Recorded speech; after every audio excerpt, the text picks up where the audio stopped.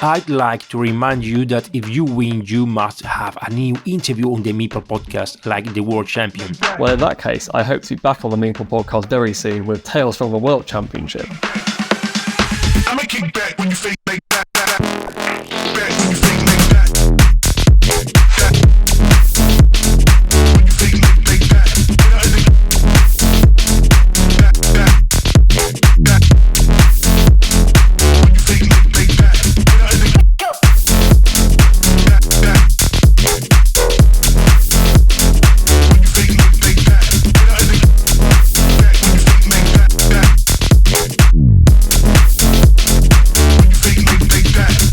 Promise is a promise. Today on Meeple Podcast, we welcome the new Carcassonne World Champion, and we do it with the same theme song with which we said goodbye to him in his previous appearance on the channel. Hello, Matt.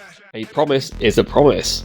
Hello, Joaquin, and to the listeners of Meeple Podcast. Congratulations to you, not only for winning the tournament, but for being the best position of a British player in the history of the Carcassonne World Championships. Thank you. I'm recording this over a week after the tournament, and I'm still smiling from it all. To be able to call myself a world champion is special, particularly when I know how hard the competition is. To be the first British winner makes it even more special. I hope more Brits go on to win the title, but it's nice that I can always say that I was the first. You told us in your pre-World Cup interview that you had faced Alexei several times, but always with positive results for you. It's happened again. You are his bête noire. I know, I can't quite believe it. I'm not sure how Alexei truly feels about me. But I have a lot of respect for Alexei. He really is a fantastic Carcassonne player, and with a bit more luck, he could have won the final.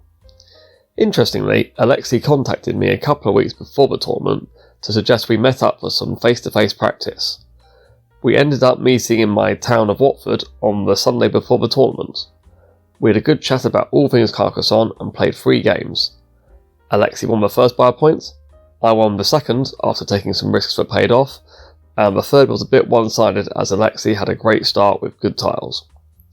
I found it so strange to think that on Sunday the 1st of October we had met up in my local board game cafe with no one knowing who we were, and yet 6 days later we were playing each other again, but this time in the World Championship final, with everyone looking at us and so much at stake. Having taken Alexei on in the UK Championship and got the better of him on that day, I thought my run would surely come to an end soon. It sort of did, in that he got a win over me in round 5, but thankfully, for me, I was able to win the final when it really mattered. It's harsh on Alexei in some ways, as him and I ended the tournament with identical records. 7 wins each, 1 loss each, against each other. I must say that Alexei was very gracious in defeat, and would have been a worthy champion himself. I'm confident his time will come one day. It's anecdotal, but whoever remains undefeated during the first phase, I mean the Swiss system stage, never wins the competition. Yes, looking back at recent results it does seem to be the case. However, I did notice that actually all of the other knockout games this year saw the higher ranked player win. Seeds 1 to 4 made it to the semi-finals, and 1 and 2 made it to the final. It was only the final where an upset happened. Curiously, Alfonso Arroyo, one of the Spanish representatives, finally ranked in 7th position, also the best place for a Spanish player, but she only lost in the first phase with Alexei, just like you, and was eliminated from the tournament only by the reigning champion. Oh, I didn't realise that was the best result for a Spanish player, so congratulations to Alfonso. She can go away proud, having only lost to the finalists. I don't think it'll be too long before we see a Spanish player making the top 4 of a World Championship. There are a lot of keen players from Spain. Tell us a bit about your experience at the tournament, the encounter with all the players from all over the world, the organization, Spielecentrum, the meeting with the author of the game, Klaus-Jürgen Wrede, and of course the games. Okay, this is several questions in one, so strap yourselves in for a long answer. I'll start by saying that I was blown away at the friendliness and kindness of the other players. Many had little gifts of tiles, meeple and other souvenirs. With it being my first experience at the World Championship, I hadn't thought to bring any gifts along, but I'll be sure to do so next year. I can genuinely say every player I met was a nice person. As for meeting Klaus-Jürgen Reder, he did not disappoint. He had so much time for all of the players, was happy to sign anything, and was such a warm and friendly person. During the pandemic, I had my 30th birthday, and my girlfriend decided to get all of my friends and family to record videos for me. She asked Dan Chard, the UK captain, if he could arrange for all of my UK teammates, who I hadn't met any of, to do videos too, and they gladly obliged. Dan went the extra mile and contacted Klaus-Jürgen Reder, asking him if he would mind doing a video for me, which he did. KJW remembered that he did this video 2.5 years ago and was delighted to finally meet me. As for Spielerzentrum, in general I was really impressed. The venue in Herne was wonderful, and so much thought had been put into everything, with goodie bags for every player and a professional streaming setup, apparently for the first time. The actual tournament itself was good. A few of their introductory rules sounded almost word for word like what I am used to from the Mind Sports Olympiad, with regards to rules for using your own meeple and how to resolve a dispute over meeple colours. However, there was a bit of a hiccup at the start of round 2, where we had started our games, when the organisers realised that they had had an incorrect result entered from round 1. We were all told to pause our games whilst they tried to rectify the results and did a redraw. I wasn't impressed at the idea of having to abandon a started game, and I was slightly ahead in this, although we were only about 10 tiles in. But I felt horrified for the other players who had made further progress. Some games must have been at least halfway through. Fortunately, the redraw gave the same pairings for the top tables, and we were able to continue our games, although it was quite a disruption. The organisers should have been able to just swap the pairings of the affected tables and not interrupted everyone's games because of an administrative error.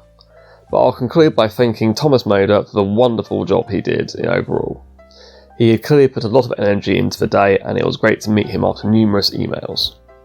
And then onto the tournament itself, which I'll preface with an apology for any mispronounced names of my opponents. I didn't have the easiest of draws, and started against the strong Lithuanian player Andreas Svarbas. It was a game I was behind him for a long time.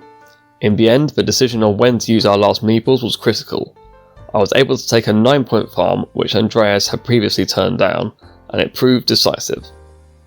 Round 2 was against Nuno Torres for Portugal, who was 4th in 2021 and made the quarterfinals this year. I got quite lucky here. Nuno had 3 meeple waiting on a triple city with field tile. He just needed to drop it in to win a medium-sized city 2-1 and release a cloister of his. I was able to counter this by drawing all 4 of the triple city with field tiles. I was up against Italy's Giulio Tomau for round 3, and here my luck continued, but in a different way. It felt like every tile I drew was excellent. 3 cloisters near the start, and any time a meeple seemed to be in danger, I'd quickly draw the right tile. Even at the end I was winning all the coin flips as well. There was absolutely nothing Giulio could have done, and I won by 51 points. Credit to Giulio for being very sporting about it all. I would have found it quite frustrating being in his position. I then made it to the streaming table for round 4 against defending champion Arpad Gere from Romania. Here I think I played one of my best games of the tournament. It was a tight game and I only won by 2 points after surviving Arpad's late steal of a 15-point farm. This made me one of 3 players with 4 wins out of 4, and I was guaranteed a place in the knockout stage before playing the 5th round, which was against Alexei of course. Here the game had a couple of medium-sized cities available to try and steal, and I decided that I was okay with gambling on trying to win one of these outright. I basically made the game come down to if I could steal this city, which was also on my cloister. However, no sooner had I set this up than Alexei was able to draw the right tiles to attack and kill, whilst my tiles weren't able to help me defend in any way. It was a shame, but I didn't want to invest all my energy into trying to figure out the perfect play when there were bigger games ahead. My quarterfinal was against Alfonso, who we previously mentioned. She was threatening to win a sizable city, and just needed 2 tiles to close it off for what would have been a decisive advantage. I drew well at this moment to draw a splitter tile quickly to enable me to neutralise this threat and to try and share back on. Alfonso was able to prevent me from connecting by killing the city, and gave herself an 11-point advantage out of that battle.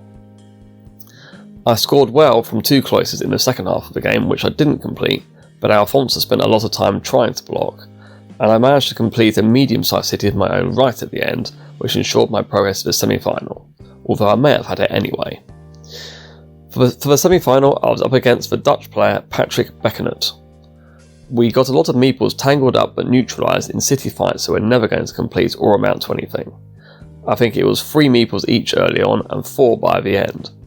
I did, however, make crucial progress by winning the only notable city that did complete in the mid-game.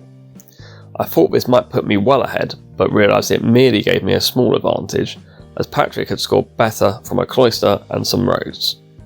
I took the 9-point farm when completing that city, and then also opted to farm on the other side. I knew Patrick would if I didn't, but there was a risk that these 2 farms could join and I may find myself over farming, but it would require some effort from Patrick to merge the farms. The farms didn't increase, and Patrick decided to attempt to merge them together. This was a crucial mistake, as it inadvertently set me up to kill a small city of his. I think I played my best endgame of the tournament in this game, killing Patrick's road meeple, calculating his farm merge attempts weren't going to work out, and being extremely patient as my tiles didn't allow me to score much, but knowing that I had a small lead and not giving Patrick a way back into the game. It was the same treatment that I gave Alexi in the semi-final of the UK Championship, and it was a bit of a shame this game wasn't streamed, but I did get some compliments from Patrick and other spectators afterwards. Before the final, I made sure to take myself off and give myself a bit of time with my girlfriend Sam away from everyone else. I must give a big thank you to her for coming with me to Germany and supporting me all the way through. I called her my Carcassonne caddy, as she was constantly taking photos and videos and always had a supply of snacks and drinks. It really gave me less to think about. The final itself started okay until Alexi set up a chance to complete a reasonable sized city fairly early. He just needed any kind of triple city tile, and if he could complete this city, it would be very hard to make a comeback. I knew I had to hope he didn't draw one of those tiles for a few turns, and I risked more biding my time over waiting for the best tile to try and counter. Eventually, I was able to launch my own attack on this city, and breathed a huge sigh of relief when I was able to force a 4-way city tile hole with room for expansion on my side. The threat was neutralised, and I was actually ahead now. Alexi went meepleless for a period in the mid-game. He had to wait far longer than average to draw a meeple releasing tile, and in that time I was able to build up a lead. The thought crossed my mind that it was going rather well for me at this point, but then, with 1 meeple left, I made a mistake. I committed my last meeple to a city that required a Dorito tile to complete. Alexi's face was instantly one of, "Why have you done that?" And to my horror, I realised that I miscounted the Dorito tiles. Somehow, I thought there were 2 left, but they were all out. There was a splitter tile and a chance to complete with a triple city and a cap, but I had given myself little hope of getting a meeple back for the remainder of the game. At this point, I became a bit panicked, and I think some other inaccurate moves followed. As the game got into the final stages, I worked out I still had a decent lead, but needed Alexi to not score big from his last few tiles. When Alexi got the 4-way city tile on his penultimate turn, I knew it had become very close, and was now even more of a mess of panic. I didn't have the points precisely worked out, but it was largely irrelevant for my moves as I didn't have a meeple anyway. I managed to compose myself for some final tile counting to ensure I wasn't blundering anything else at the end, but as the game finished, I didn't know for sure who had won. Marion was instantly patting me on the back, and Alexi was saying I had won by 2 points, but I wanted to ensure we had it all confirmed on the scoreboard before I could celebrate. When it was all added up, genuinely my first thought was, I hope no one finds another city on Alexi's farm. The emotion was relief. I knew I'd been ahead, and I knew I had made a mistake. It would have been galling to have lost from that position. I might never be in the same position again. I was whisked away into the streaming room for an interview where I think all the excitement came out. After the presentation, we then headed to a nearby pub with most of the players, and I did a lot of photos and got the chance to talk with some more of the players. It really was nice to have that social element afterwards. Matt, you are already part of Carcassonne history, UK champion and world champion. What is your next challenge? I'm not sure, to be honest. Winning the Carcassonne World Championship is hard. Only 13 people have done that. But defending the title is even harder. Only Ralph Querfurth has managed it. So that really would be an achievement. Otherwise, the Mind Sports Olympiad's Pentamind World Championship is the other holy grail to aim for in board games. It'll be tricky as I'm going to be involved in the organisation for the foreseeable future, but it's definitely possible with a bit of luck. Never before on Meeple Podcast we have the same guest in less than a month. Congratulations! Although it was quite probable, because I interviewed 27 players of the 42 players taking part in this international event. You did a great job. I need to go back and listen to the other interviews you did. I listened to my one whilst waiting in the airport on my way to Germany.